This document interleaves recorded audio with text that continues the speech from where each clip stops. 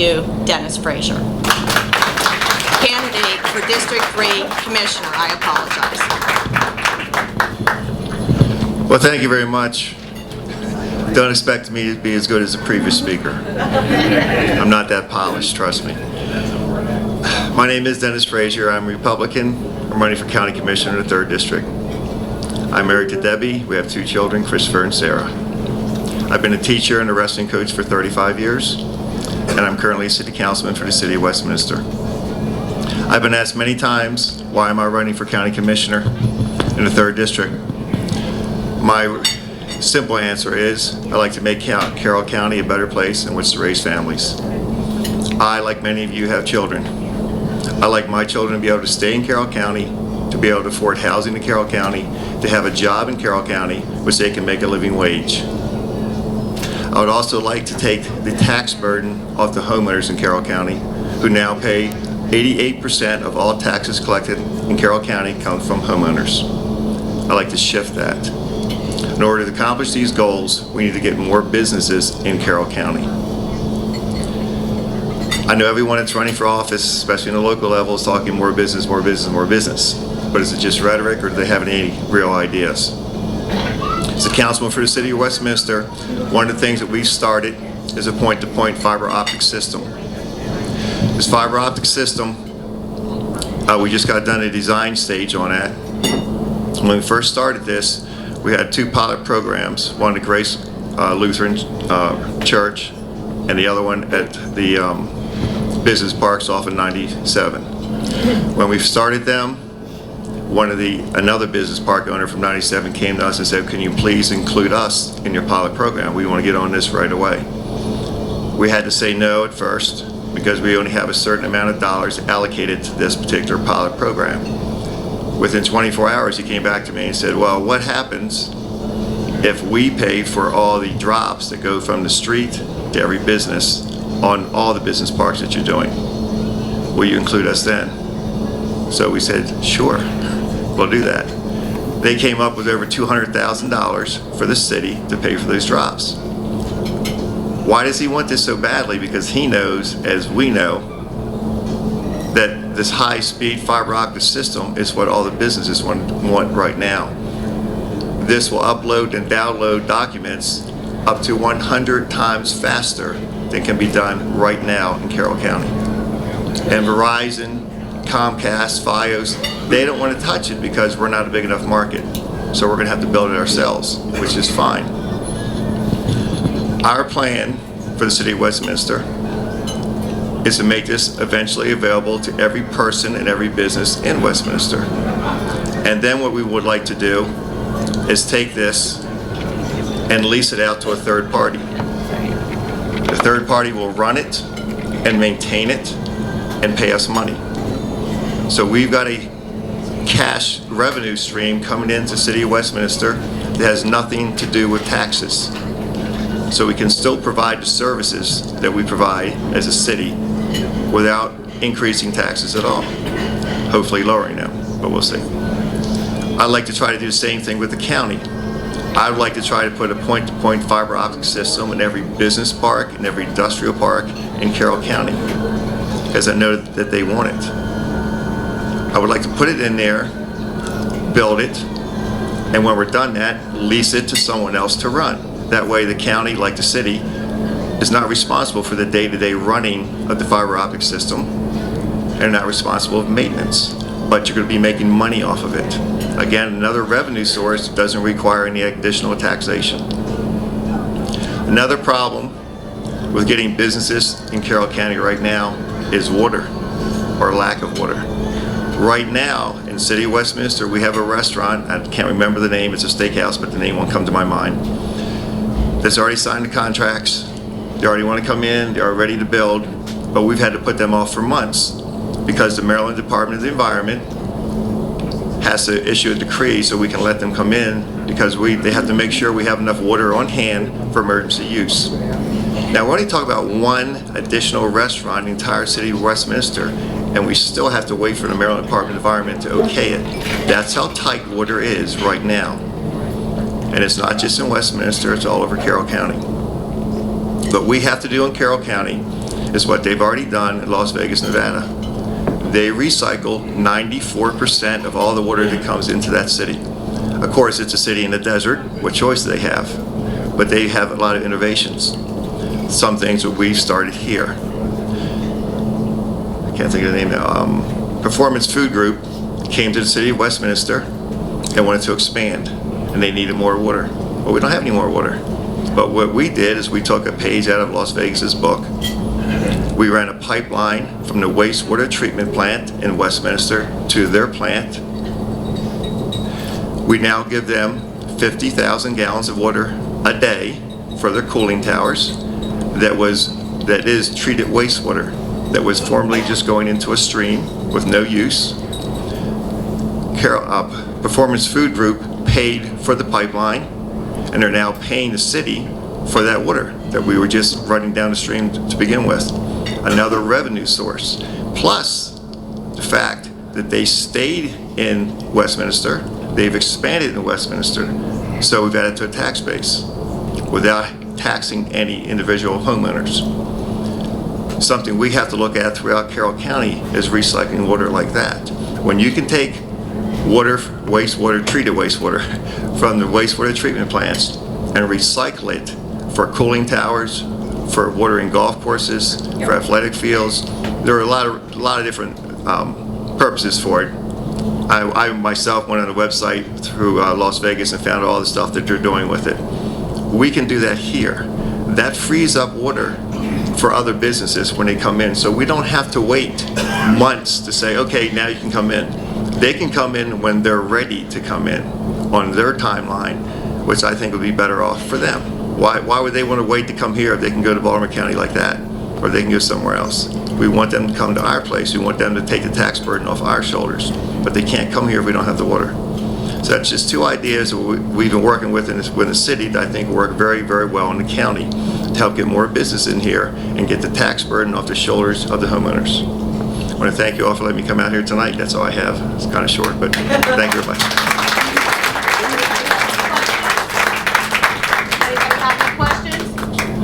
Bud? Jim? Is there any possibility or application for taking fiber optics to the schools? At least starting with high schools and working way down, or is it too cost prohibitive? I mean, from the county's point of view? Yes. Oh yeah, I would, if I become county commissioner, which I hopefully will, we'll be looking into that as well, because the schools really do need that. Because one of the things with the fiber optic network is there's no slowdown no matter how many people are using it. I've been on my internet frustrated, especially during prime time of internet, which seems to be when I'm always on it. It takes forever to get something uploaded or downloaded, but with the fiber optic, there's no downtime at all. So it'd be ideal for the schools to use it. But before we could do that, we'd have to get it up and running in the business parks and so forth, so we could actually start making some money off of it, so this won't cost us any extra to do. But I think it's a worthwhile investment. How long do you think that would take for you to do that? Well, right now, if I'm looking at the city, because that's where I had the figures for, our pilot programs, the 2 pilot programs should be up and running within 6 months. The entire city could be up and running within 2 years. That's not really a long time for all the work that has to be done. If we're just looking at industrial parks and business parks in the county, I would think probably around the same 2-year timeline. So in 2 years, we could have money coming in to the county that has nothing to do with tax revenue. Sir. Everybody talks about bringing business in, but I haven't heard anything about tax-free zones. This is one of the things these other states have brought a lot of businesses. I agree, they don't bring in money to the government through taxes, but everybody else that is employed there and everything, I'm just wondering why that has not been an option if anybody's ever talked about it. I haven't heard that talked about in Carroll County. But one thing we've been talking about in the city, and again, another thing we could put into the county is what's called a business incubator, where we, right now in the city, are spearheading this, where new businesses come in. We're finding them places on Main Street to set up. We've gotten a grant to help defray their startup costs. So they can come in. Now, it's not a tax-free or anything like that. They're still going to pay their taxes, but they're defraying their startup costs for their rent. They can use the money for fixtures, whatever they need, depends. But they have to have a business plan first. They have to know where they're going. And they also have a mentor basically assigned to them in case they have any questions or anything about what to do when this happens, what to do when that happens. I think that's a fantastic idea, especially if you want to get starting businesses to come out. So we're starting at Westminster. It's another idea that we could do in the county, especially with the mentor program. If you have a mentor program, if you have some questions, you come, what do I do when this happens, or whatever it is. I don't run a business. But you have someone that does, and you can go talk to them. That helps out tremendously. They've been there. They've already jumped those hurdles. They can tell you how to do it. So it's not a tax-free zone, because to be very frank, when the businesses come in, we need the tax money, because that tax money will take the tax burden off of us. All right, thank you. Yes, sir. I believe that the political corruption in this county has reached crisis levels when I look at the amount of special interest money that runs the election. And they are, number one, CCEA and MSEA, and the airport money with its associate contractors. I am appalled by the amount of money that gets spent. I know you're a teacher, but when 71% of our grads need remedial math, reading, and English, and we have homeschoolers concurrently taking that work to pass the entrance exam, it causes me to wonder if we are good stewards of our resources. And I would like to know how you would approach cleaning up the special interest money, and what you would do in ways of an audit to find out where all the money has been burned. Next question.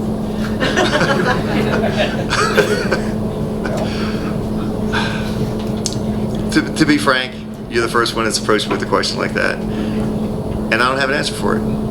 I don't have an answer for it. I'm a member of CCA. I've been endorsed by them for county commissioner, but I'm not getting any money from them. I've asked many times now. I'm not getting any money from them to run for county commissioner. Who they're giving money to and what for, I don't have any idea about that. But everything, like when I get a donation, I have to go up on a website and put it up there, and anyone can check that website and find out where that money came from. You won't have much to find on my website, but there is some up there. But every other candidate has to do exactly the same thing to try to make it more transparent of where they're getting their money from. Well, that's true. But if you get, wherever I get money from, I've got to post it somehow. I have one quick question. Yes, ma'am. Okay, I was using the facilities. When you were discussing that business plan, what was that again? What was it called? The business incubator. Business incubator? Yes. Okay, and that's on the web where you can look it up? We're just starting that with the city of Westminster right now. It's just getting underway. Although I'll be honest with you, we've talked about that for the last 3 years on the city council, getting something like that going, because there are empty storefronts Right. in like downtown and anywhere else. My big thing was to go to the property owners and say, you got an empty storefront right now. How about if you let someone come into that, rent it for a half price or something? That way you're getting something. 6 months later, they're up to full price when they've got the business up and rolling. The property owners at that time were not for that, and it's their property. It's up to them what they want to do with it. That's fine. But this is another way to have the same thing happen through grants. Thank you. And I did have one question for you. Sure. Where do you stand on Common Core? Well, I was asking it, so I figured I'd put it. as a teacher, I'm not really for Common Core. It can't work. It's simple as that. You can't have people, let's say I teach at Mount Airy Middle School. I can't have my students in my class be at the same point during the course of the year, which is one of the big benefits of Common Core, as the kids over in Texas doing exactly the same thing. It's impossible to do that. Every class, every teacher moves their class along at a different pace. And the reason you move along a different pace is because all kids have different needs. I can't have everyone, if the train keeps going this way and I force the kids to jump on it, they're not going to be ready. But if you slow the train down so everyone gets what they need before the train moves on, that's better. one of the reasons, I think the gentleman over here mentioned that the people graduating from high school have to take remedial courses when they get to college. It's because the way the curriculum is written, you have to, in September you have to be here, in October you have to be here, in November you have to be here, and so forth, and that's the way Common Core is written. You can't do that, because not everyone will be here, here, and here. Give the kids that can excel a chance to excel. Give the kids that are behind a chance to catch up. It only makes sense. That way when they graduate, hopefully you won't have to take the remedial courses. Another thing on the remedial courses, a few years ago, you had to take, I think it was 2 math courses in high school and English, whatever it was. But the students could pick when they wanted to take those courses. Well, all the students wanted to take the easy senior year. Therefore, they took all their hard courses, or more difficult courses, the first 2 or 3 years. So by the time they got to the college level, they hadn't had a math course in a year or 2. I don't know, when you took algebra, when I took it, it was difficult. When I had to take a test for it, if I hadn't taken it in 6 months or a year, I forgot most of it. I didn't use it every day. Same thing's happening to the seniors. Now it's been changed. And I'll be honest with you, I called Superintendent Guthrie up and I said, I believe one of the reasons why this has happened, because I went through this with my own daughter. My daughter went through Westminster High School. She was on the honor roll almost all the time, not every time, but almost every semester she's on her honor roll. She goes to college and has to take 2 remedial math courses. Why? Because she took all her math, it was all done by the end of her sophomore year. So she hadn't had math for 2 years. So she had to retake it when she got to college. So we paid for tuition for 2 classes in college for no credits. Where the classes had been pushed back to her junior, senior year, most likely that would not have happened. Gentleman in the back with the red shirt now. What's your opinion of Delegate Stockdale's bill that makes the county pay for remedial courses? I mean, I'm not a big fan of it this year. To be honest with you, I haven't heard that bill before. I just think that the schools have to do a better job with what they have. And one thing, like gentlemen before me mentioned, you gotta get the parents involved. I taught for 17 years at Loyola. When I was there, it was one of the top 50 high schools in the country. Since I left, it's dropped tremendously, you know.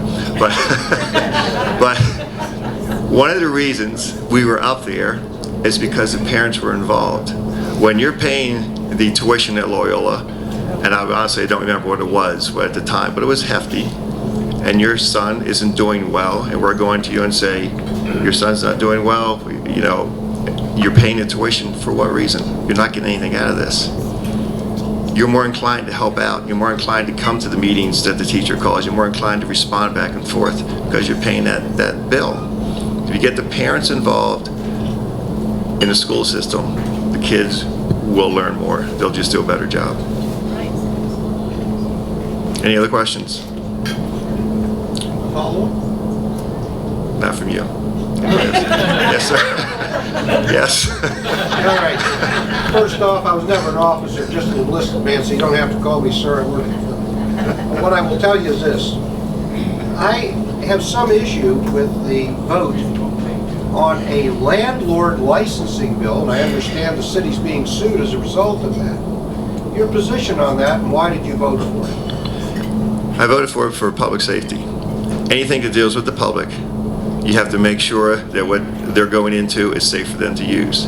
The landlord licensing bill, which costs $20 a year, it's not a lot of money for us to come in there and inspect, is for safety. We want to make sure they have a working heating system, make sure the electrical system's okay, make sure the water and everything runs well. How about due process?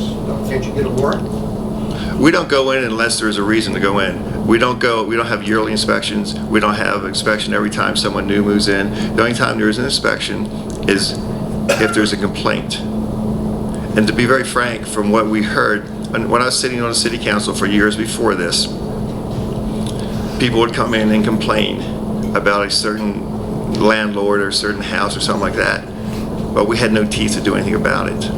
We could fine the landlord. The landlord didn't pay the fine, nothing happened. What would happen was if they ever sold the property, the city would get all that money back from the fines. But in the meantime, the problem wasn't abated. Whatever problem they were experiencing went on and on and on. It's not fair to the people who are living in that housing that have to deal with problems with heat or water, air conditioning, electricity, whatever it is, lead paint. It's not fair to have to deal with that, and the landlord doesn't do anything because he knows at that time we couldn't touch him. We couldn't hit him with anything. Excuse me? You could always condemn it, right? Yeah, you'd be surprised how long that takes. I don't want to get any specifics, but we're working on a property right now and trying to condemn the property or send it to tax sale or something. We've been working on that for 18 months. It takes a long time, and it's not fair to the people that live around that property to have to put up with that for that amount of time. And it certainly isn't fair if you're renting that property to have to put up with that. That's why I voted for the licensing program. Okay. I That was the last have question. two I'm just rental going. properties, and I paid licensing for both rental properties. No one came and inspected my property. As far as I'm concerned, that's just a revenue. Unless there's a complaint. Because one of the things, when we first put this out, we were going to have a initial inspection for every property. We talked to the, I think it was the Landlords Association, and there's a couple other groups came in and talked to us, and they said, we don't want to have the inspections unless there's a reason for an Well, inspection. then what's the money for? Why are you getting the money if you're not going to come out and do anything? We will come out and do anything if there's complaints. Well, then should I get, if I have no complaint, do I get the money back at the end of the year? The $20? Yeah, $40. Oh, $40. Hey, in this economy, $40 goes a long way. I understand that. So if I have no complaints and you don't come out to my property, do I get the $40 back? No, you do not. Okay, it's a revenue. It's a revenue. That's all it was set up for, a revenue. That's not the reason it was set up. Well, I think it is. Okay. Any other questions? If you're elected commissioner in District 3, do you plan to support these same basic principles through the office of commissioner for a countywide basis? What do you mean the same basic Regarding, principles? The structure of inspection, licensing, inspections. I don't know if there's a need for that on a countywide basis. There was a need for it in the city of Westminster. If there's not a need for it, then why bother with it? And the inspection licensing program also has a sunset on it. If in 3 years, everything's working fine, we don't need it, we have gentlemen like this gentleman right here who has no complaints, so then we'll just let it pass, it won't be around anymore. That's why we wrote a sunset into it. If there's not a need for it, we're not going to continue it. And if there's not a need for it in the county, then why have it?